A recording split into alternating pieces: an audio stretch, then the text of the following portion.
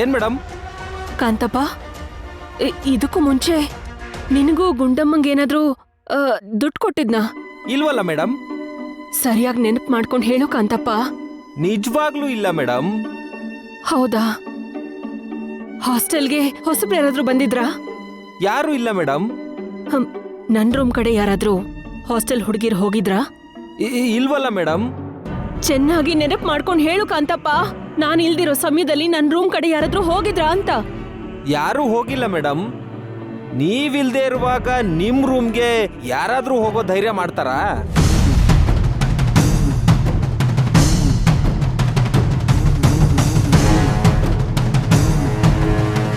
Gundamma, Gundamma! Madam, ಏನಾಯ್ತು? ಯಾಕಿಷ್ಟೊಂದು ಗಾಬರಿ ಆಗಿದ್ದೀರಾ? ಹೇಳ್ತೀನಿ. ನನ್ನ ರೂಮಲ್ಲಿ ಒಂದು ಮುಖ್ಯವಾದ ವಸ್ತು ಕಾಣಿಸ್ತಾ ಇಲ್ಲ. ಯಾರಾದ್ರೂ ತಗೊಂಡಿದ್ರೆ ಕೊಟ್ಬಿಡಿ.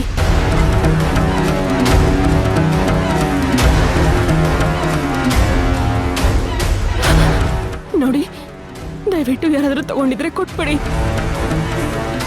ನಾನು ಯಾರನ್ನು ಏನು ಬೈಯೋದಿಲ್ಲ. ನನಗದು ತುಂಬಾ ಮುಖ್ಯವಾದ ವಸ್ತು. ದಯವಿಟ್ಟು ಕೊಟ್ಬಿಡಿ ಪ್ಲೀಸ್.